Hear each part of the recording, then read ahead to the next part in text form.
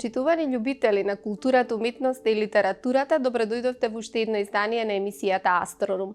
Денес имам голема чест и задоволство да разговарам со еден човек кој што секогаш велам дека е млад, но сега кога ќе размислам веќе долги години е на сцената, ниту е толку млад, ниту е неискусен, се наметна како едно име кое што е познато не само во регионот, туку и многу пошироко. Мултиинструменталист, изворно перкусионист, тапанар. Неговото име е Гаро Тавитијан. Јас ќе му посакам добре дојде и не е можно во една најава да ставиме се што се случуваше во целиот изминат период додека ние не сме се сретнале вака пред камерите. Прво, добре дојдовте во Астрорум, како се сноѓате во ова време невреме, иако според динамиката на настаните вам не ви пречи и кога сте во изолација и во карантин и ги премостувате границите на секој можен начин. Па да, пред се благодарам за поканата. И ми е драго што сум повторно твој гостин во оваа емисија и порано на другите телевизиски канали, кога ти на некој начин беше предводник на сите културни информации и уметнички збиднувања во Македонија и пошироко и не напојуваше со многу квалитетни действија што се случува во областа на уметноста. Тоа не можем никогаш да го заборавам и да се надоврзам за ковидот. Па како и сите, внимаваме со сите тие протоколи и со сите тие мерки колку што може и морам да признам дека сум доста погоден од загубата на неколку пријатели. Кога почна сето тоа, сите бевме многу уплашени и внимаваме се уште, нели? И мислам дека доправа ќе треба да се внимава на редните години. Остатокот од времето го користевме, иако беше пандемија, повторно во патување со предпазливост, работа во студио и се она што може да се направи во рамките на можностите. Гаро, дали доволно време помина конечно да ве поимаат како една музичка индивидуа, бидејќи знаеме кога се потекнува од музичко семејство со еден знаменит татко и постојано најавување синовите на Гарабет Тавитијан, верувам дека не беше лесно да се излезе од сенката или вие немавте време следејќи си ги афинитетите и музичките пориви да размислувате за тоа. Успешно делувате со вашиот брат, Тавитијан Брадерс, односно трио, веќе многу почесто. Како течеше, ајде да ве вратам, последнава декада? Дали според очекувањата, дали постигнавте многу работи што ги имавте зацртано порано? Па, морам да бидам искрен, кога еден уметник млад, има многу соништа и се уште понајавно размислува и го наоѓа патот низ студирање на музика, во мојот случај нели зборуваме за музиката, како уметност, ни сите тие едукативни процеси за познавање со се она што може да се понуди како материјали од разноразни светски артисти, дали се тоа видео, школи, нотни записи, албуми. И сето тоа е главната инспирација и мотивација за секој уметник во областа на музиката. Но на тој пат секогаш се случуваат неочекувани пријатни изненадувања. Јас само сонував да ми се случат работи, но не знам дали 100% верував и дека ќе ми се случат. Бидејќи никој не може да предвиди на каква понуда и на каква агенда ќе најде секој нареден период што следеше во изминатите 2,5 децении колку што сум ја концертно активен и со проекти во студио. Малце неблагодарно да зборувам сега сам за себе си, за тоа што го постигнавме, но меѓутоа мислам дека голем дел од сонот го остварив. Ајде сега малку подалеку да ве вратам, зашто вие секогаш сте гостувале кај мене во музички емисии, секогаш сме зборувале за актуелни настани, кои што се нижеле постојано, да ве вратам во детството. Дали се поставуваше прашање дека ќе се занимавате со музика или сами го пројавивте тој? Јас не се сеќавам дали некогаш воопшто ве имам прашано кога почнавте да се занимавате со музика и кога почувствувавте дека тоа ќе биде вашата животна пределба. Па, морам да признам дека за разлика од од официјалните појавувања на концертната сцена, јас всушност почнав на 5,5 годишна возраст да учам нижо музичко. Ми предаваше Нада Гајич солфеж, па Весна Димчевска, па Кармен Костова на пијано, бидејќи јас учев 6 или 7 години пијано во Нижа.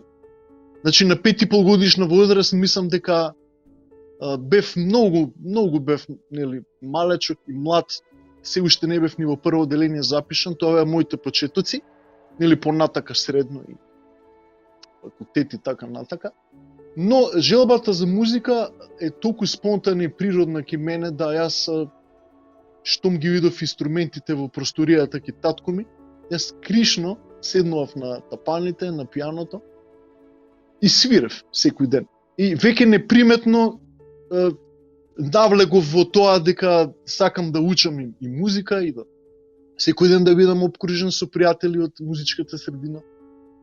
Проявував желба да вежбам ностоп, само што за мене тоа не беше процес во кој што морам да го правам, туку процес кој што премногу ме привлекуваше. Се обседнував со тапаните, со пијаното и знаев да поминам до 4-5 сати безпрестанно. И се уште тоа е денеска пракса и евентуално понекогаш кога морам да продуцирам музика во студио, се занимавам со тие други продуцентски активности, но главно гледам да вежбам, значи што повеќе можам на инструмент. Тоа би биле тие почетоци. Не ве задржа рамките на класичната музика, бидејќи знаеме, учевте во музичко-балетскиот училишен центар Илија Николовски Луи, основно, средно и така натаму. Тоа се тие основи.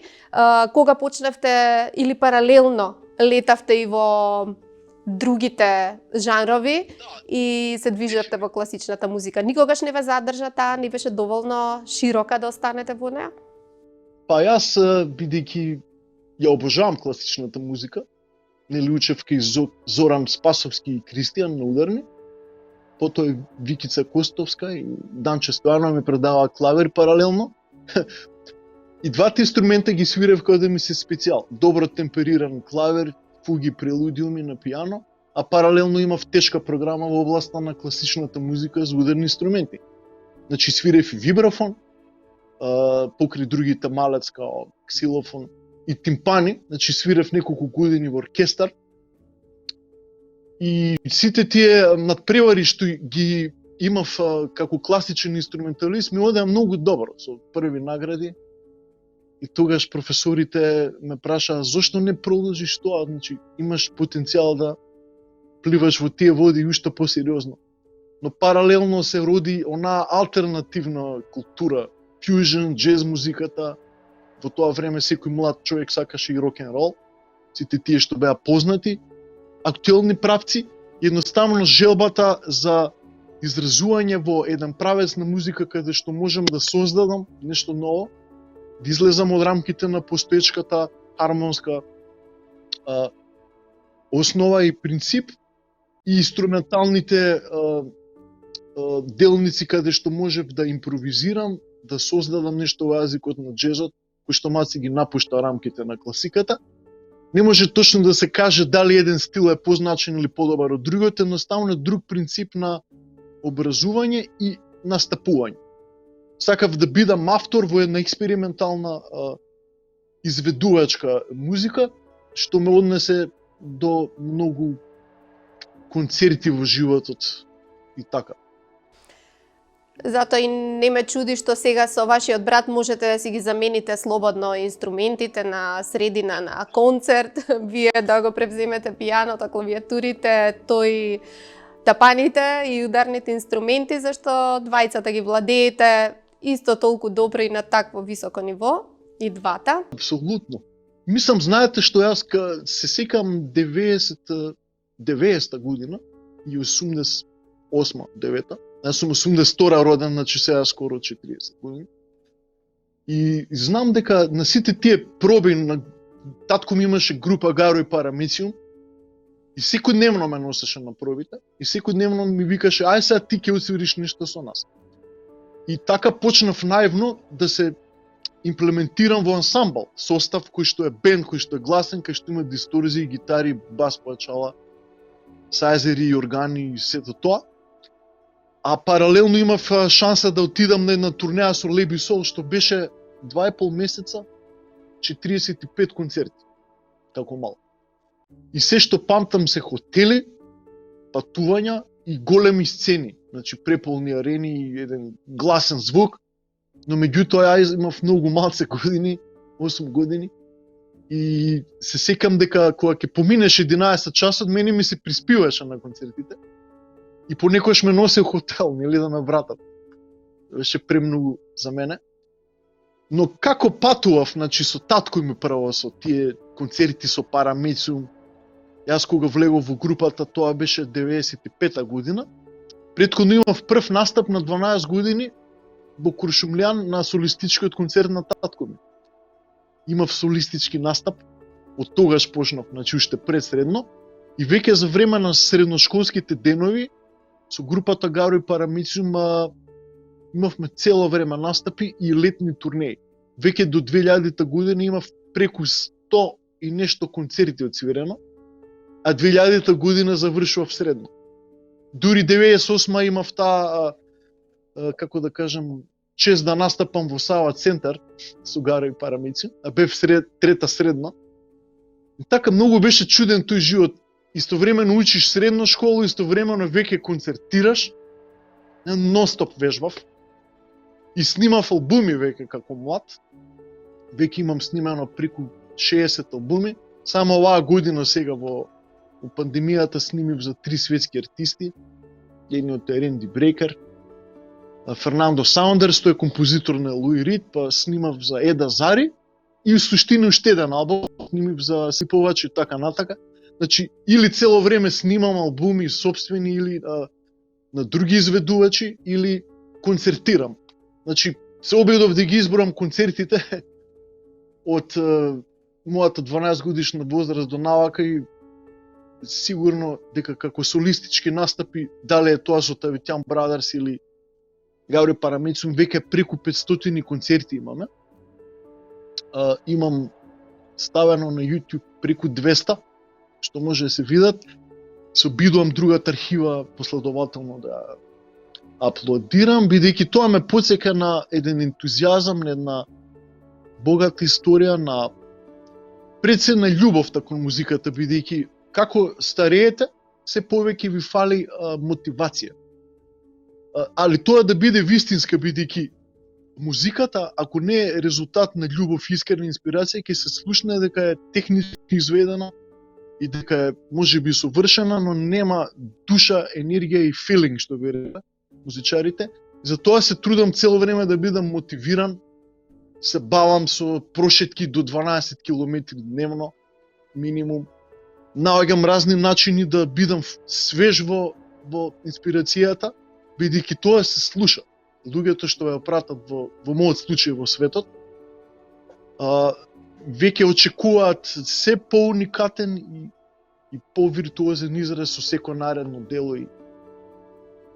Ова што досега ни го говоревте се врзуваше со кариерата на вашиот татко. Кога почнавте да го остварувате оној ваш личен сон, односно големите соништа велат дека се врзуваат со големото јаболко. Дали и кај вас беше тоа случајот? Мојот живот значително во музичките води се промени кога првпат отидов во Америка. Значи, првпат во 2001 година добивме со брат ми стипендија за Беркли. Бевме на приемниот испит. Тоа беше фасцинантно искуство. Таму беше ментор Рон Севич и Лейри Монро, кој што саксофонист на Buddy Rich Big Band. И бидејќи тоа траеше само еден семестар, и тоа вонредно, решив да се запишам во Германија, на Джез Академија, во есен. И имаше конкуренција од 27 студенти од цела Европа и примаа само еден. Ја не верував дека ќе ме примат мене. А тој е професорот на легендарниот тапанар Стив Гет. И кога остана во Германија таа година, скоро 2 години траеше тој процес, уште првите недели со брат ми не покани Џон Маршал, кој што беше диригент на легендарниот VDR Big Band во Германија, најголемиот концерт беше пред 9000 луѓе на джез фестивал и почнаа да ме бараат многу музичари. Девид Едвард Мундерих, свирев со не знам со кој све не, во сите джез клубови, доста концертни сали како филхармонии. И тоа беше едно прекрасно искуство. И потоа, бидејќи Гаро и Парамицум групата се уште постоеше, со брат ми решиме да се вратиме од Германија, бидејќи јас никогаш не научив германски, а мојот професор зборуваше англиски. Бидејќи повеќето беа американци на таа джез академија. И одејќи од Есен, Дизелдорф, Келн, често снимавме, доста концертиравме, решивме со нашиот пријател Драган Трајковски Фис, кој што живее во Германија и Австрија 20 години, да снимиме джез трио албум со джез стандарди и по некоја авторска композиција. И тоа го сторивме на жив концерт во 1919, тоа беше 2002-2003 година. Тој дојде специјално да го спремеме тој материјал неколку недели. Ален од Jazz FM го сними албумот во живо. Ние како снимка го пративме во интернационалниот джез надпревар што го организираше Sony во Англија, во Лондон. Учествуваат 400 светски бендови, меѓу кои Yellow Jackets, Дейв Холанд и такви светски великани. И ние влеговме во 12 финалисти и многу неочекувано победивме на надпреварот, со што Sony издаде наша музика на нивната компилација. За нас беше огромен куриозитет да првиот Балкан влеземе на издание на официјалниот Sony Records. И после тоа самиот Sony ни организираше, мислам дека имавме преку 8 или 9 концерти низ Европа. Германија, Холандија, во Полска свиревме исто тоа време. Почнаа рецензии по магазини да не откриваат. И само што се вративме, потоа настапивме на Exit, тогаш за прв пат имаа джезен, мислам Fusion Stage, така се викаше. Не препознаа како ете луѓе што настапуваат во странство. И потоа следеа можеби преку 50 на концерти во Србија, меѓу кои 7 у Белград, 2 пати у Сава центар. Сите джез фестивали стварно во Србија. Свиревме во Хрватска, во Лисински, многу джез фестивали во Хрватска што се на Истра, Пула, Опатија, Риека, исто така Загреб, Умак, не ми текна кај све не, бидејќи имавме 2 турнеи во Хрватска. Потоа имавме концерт во престижниот Цанкарев дом, тоа за нас беше огромен успех во Словенија, во Љубљана. Тоа е најреномирана сала. Имавме sold out концерт во Љубљанската филхармонија. Повеќето концерти се наши концерти, не се само фестивали, што е многу потешко да наполниш така концерти. Отидов во Њујорк и бев неколку месеци. Значи бев 4,5 месеци во Њујорк. Мислам, секоја година оде во Њујорк, али овој посебен пат кога отидов со брат ми беше многу значително, бидејќи настапивме, може се сеќавате на MC Gallery во Њујорк. Потоа тоа беше како да се запознаеме со нашиот круг на луѓе таму, бидејќи не бевме сигурни дали е тоа најправилниот чекор за нашата кариера.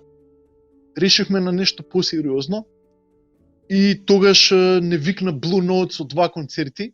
Тоа е оној светски реномиран клуб кај што свират сите наши идоли. И на наше изненадување имавме 2 продадени концерти во Blue Note. Тоа е успех од стварно невидени размери. И еден менаџер дојде на тој концерт и ни рече: "Јас сакам да ви правам вас концерт во Карнеги Хол." Јас бев као, вау. Јас во Карнеги Хол можам само како гледач, викам, да одам, и тоа е за мене куриозитет и цел ден се сликав кога влегов во Карнеги Хол и со камера правев селфи. И не верував дека 4 години подоцна, иако неколку недели бевме претходно во Њујорк, бидејќи да се подготви маркетинг агенда, се поврзате со њујоршките магазини, со портали, радија, прво треба да имате перформанс виза.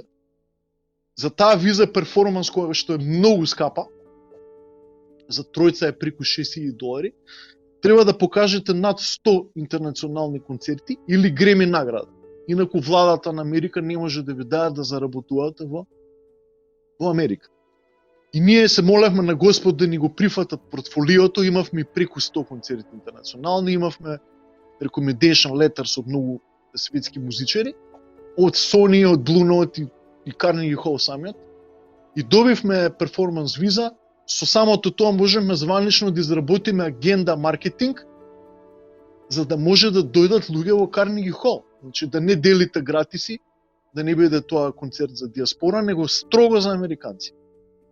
После неколку неделен процес, ние не знаеме на што сме со нашата агенда, но знаеме дека Carnegie Hall го прифати нашиот материјал Play Classics, бидејќи го виде на сите интернационални сцени, и тие влегоа самите во маркетинг процесот, со една силна кампања, и ние 2 дена пред концертот, не само што имавме распродаден Carnegie Hall, туку Carnegie Hall понуди уште еден датум, бидејќи се јави една јапонска компанија, кога виде дека тоа беше со огромен интерес у центар на светот во Њујорк, и таа компанија имаше годишнина прослава од нивно постоење и се јави да ги откупи сите карти за наредниот концерт на Carnegie Hall. Меѓутоа ние не можеме тоа да го дозволиме, бидејќи имавме зацртано дека тука треба да дојдат странски музичари, продуценти, новинари, и сето тоа тука беа Daily News, New York Times, многу светски музичари ни дода, и како гости на концертот, кои беа специјално изненадувања, и Роберта Флек беше во публика, Омар Хаким, Рейчел Зи, тоа се големи великани. Имавме така доста... Потоа свиревме во Нублу, тоа е легендарен клуб во Њујорк, свиревме во Атланта, во Southern Tracks, свиревме во Drummers Collective, во Бостон, во Нью Джерси, имавме доста концерти во Америка. Не можем ни да се сетам, бидејќи кога ќе дојдете таму, сите ве бараат за соработа. Јас снимив неколку албуми таму, имавме таа срека да настапиме со Jazz Ambassadors, исто така во Њујорк со Розен Витро. Jazz Ambassadors е бенд кој што го оформи Майлс Дейвис, Дизи Гилеспи и многу други светски. И Розен Витро не покани да бидеме незини гости на 3 концерти. Jazz Ambassadors, јас и брат ми, и тоа беше стварно куриозитет. И така тркалото почна да се врти. Штом ќе ве дознаат, ќе станете популарен на меѓународната сцена, како што велите, музичарите самите ве бараат. Натаму продолжи во истиот правец. Вие и овој период за време на пандемијата остварувате соработки со врвни имиња. Јас нема да заборавам сега ова што се случи неодамна. Настапувавте со знаменит член од групата на Чик Корија и сите други. Кажете ни за последното видео што можевме да го видиме на YouTube. Да, се работи за Ерик Мариентал, кој што е двократен Греми добитник, но е виртуоз и гениален саксофонист и еден од култните джез музичари, кој што е влијателен врз многу генерации и многу декади. Тој е наш пријател од 2013 година, кога бевме таа година во Америка. Требаше да биде наш гостин во Carnegie Hall, но ние го поместивме концертот од 2013 за 2014. И тогаш Ерик не беше во Америка, беше на светска турнеја. И цело време бевме во комуникација. Тој беше доста голем љубител на тоа што го работиме, на наше изненадување, бидејќи всушност тој е наш идол. Не само од детството, туку и се уште. Сите негови 600 албуми снимени со огромниот допринос у Чик Корија, Electric Band и многу негови солистички проекти. И имавме таа шанса сега да снимаме, бидејќи и всушност ние снимаме уште повеќе со него. Ќе биде побогат опус во иднина. Само Господ здравје да дава. Веќе снимаме 3 години, веќе снимам 3 години и имам до сега имам преку 10 гости. Се надам дека тоа ќе им се допадне на публиката, исто така да го споменеме Оз Ной, гитаристот што свири нели на композицијата. Тоа е светско име, еден од најпопуларните во моментот во светот во джез и фјужн и блуз сцената. Тој беше член на Allman Brothers, а сега веќе му гостуваат и Ерик Клептон, и Джоe Бонамаса, и Майк Стерн, и Вини Калиута, и Пати Тучи, и Дейв Векал. Стана многу големо име. 2008 го запознав во Њујорк со брат ми, кога бевме неколку недели. Тогаш свиреше и тој во Blue Note. Тоа беше феноменален концерт. Разменивме контакти, бевме во постојан контакт. И ете конечно дојде композиција која што мислев дека ќе биде идеална за тој тим. Нели Рани Крија на перкашен, Морис Плежер, каде што бевме гости ке него во Атланта, продуциравме музика заедно, настапувавме исто со Морис Плежер, се знаеме долги години. Тој е музички директор, беше на Майкл Джексон, на Дженет Джексон, Кристина Агилера, Кени Герет, Маркус Милер и сите светски имења. А за Рани Крија, да, тој е инструменталист кој што има над 13.000 концерти, од кои 1000 со Стинг, Питер Гебрел, Принс, Сантана, Чик Курија исто така, Херби Хенкок, и долги години настапува со нас.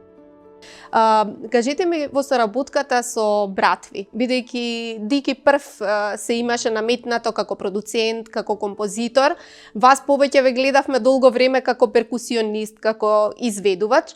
Како сега ги делите обврските? Дали има доволно простор за двајцата во заеднички проекти? Дали размислувате за индивидуални проекти и каква е вашата проекција за натамошната кариера? Па да ви кажам, вие се сеќавате на Пет Метини груп, нели? Со Loud Maze. И тие кои твореа композиции, пошто ги имам оригинал плочите, кога ќе ги земете композициите, пишува буквално од кој до кој такт Loud Maze е композитор и од кој до кој такт е Пет Метини. Ја брат ми се договоривме на многу композиции во иднина, а и порано сме правеле, ако не е целосна моја или не е целосна негова, тогаш ќе си ги поделиме одговорностите. Дали некој има добра тема во моментот, мелодија, добра хармонска прогресија, тој ќе направи бридж, јас ќе направам А-дел, Б-дел и обратно. И ги мешаме идеите и при долги разговори одлучуваме што звучи добро, што не. И многу лесно всушност да се спојуваат двајца автори. Баш е добро и уште подобра музика така испаѓа според мене. Еве знам кога работевме за други, да речеме ние имаме изданија кои што излегува за Croatia Records, а учествуваме на 10 изданија на Croatia Records. Каде што има наши изданија и како гости, дали беше тоа Јосипа Бебек и Раде Шербеџи исто работиме доста песни. И сега кога работиш со други музичари, они имаат своји перцепции, ти мора да се внесеш во нивната перцепција, за да не е многу од твојот идентитет биде доминантен врз нивната идеја.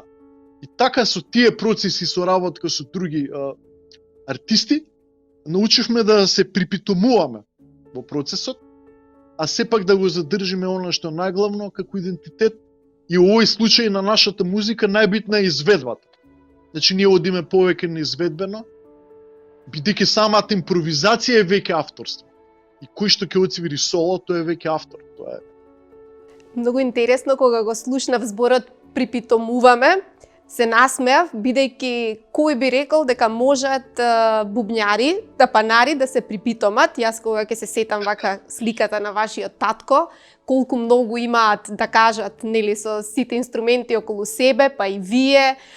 Секогаш кружеле шегите дека кога ќе му се даде на тапанар да свири соло, значи отиде половина концерт во искажување на се што носи во себе, но многу ме радува бидејќи тоа припитомување е сигнал за зрелост и вие секако ја живеете таа и изведувачка и композиторска зрелост, што многу ме радува. Кажете ми што друго, еве кон самиот крај на разговорот, што друго ве храни, ве полни, рековте долги прошетки, нешто од литературата, телевизија, како постигнувате, како изгледа еден ваш ден, како се оттргнувате од музиката за да си ги исчистите мислите, и музичките и оние другите? Па имам лабрадор со девојка ми и со него се занимаваме, го шетаме.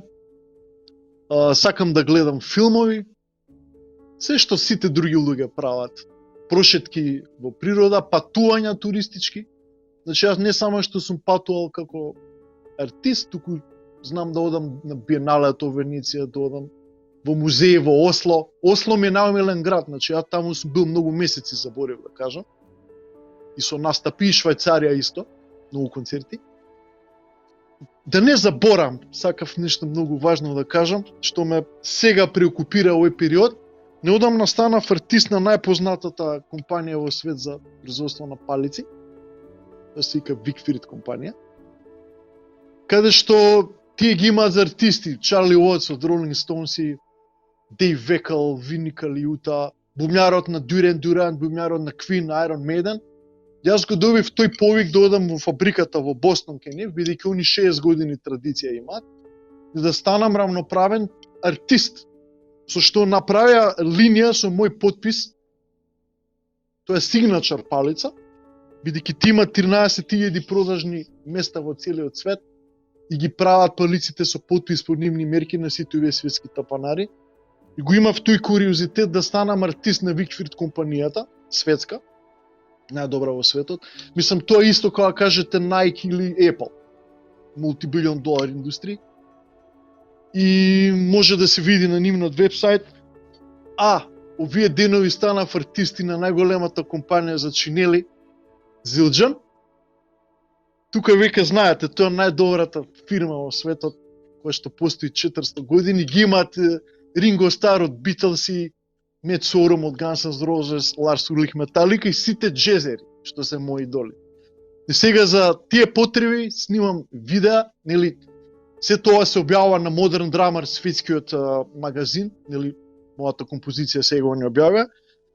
Наредно објавувам повторно за Викфирд, сега ексклузивно за Zildjian, каде ќе мораме да патувам во Америка. И вчера потпишав договор за најголемата компанија во светот, Деве бубњеви, Drum Workshop. Тоа е Деве која што ги купи Греч и сите тие светски и Ремо кожи. Така да имам голема агенда сега во светот. Сум прв од Балкан што го направи ова, но ме чека доста патување и музика. Тоа се огромни светски фирми. Јас едва и чекам да изникне една таква македонска компанија која што ќе ги собере вака звездите и ќе може така да го носите, да го носат вашиот подпис практично. А најмалку што можам да кажам е да се направи некоја Hall of Fame, па да ги собереме нашите музичари, ги имаме вистина, кои што не прават горди во светот и кои што се вистински амбасадори, како што сте вие и вашиот брат. Јас мислам дека минутите за разговор одамна помина и многу ми е жал што не можеме се да кажеме во рамките на половина час, но верувам дека вие ќе ни давате уште поводи за да разговараме повторно и повторно. Како благодарност на сите соговорници во оваа емисија, издавачката куќа Арс Ламина подарува по едно издание од својата продукција. Вие можете да поидете во некој од книжарниците literatura.mk да си одберете нешто по ваш вкус. Јас овде имам книги пред мене, мислам да не ви сугерирам, верувам дека секој човек, како што не можам да подарам парфем, така не можам и книга, веројатно можам само да препорачам. Ќе одберете што ви е вам примерено за овој стадиум од животот, за вашите генерално афинитети. Ви посакувам уште многу успеси и многу музика, не на ваше задоволство, на наше задоволство. Ви благодарам, Гара, за овој разговор. Благодарам за поканата.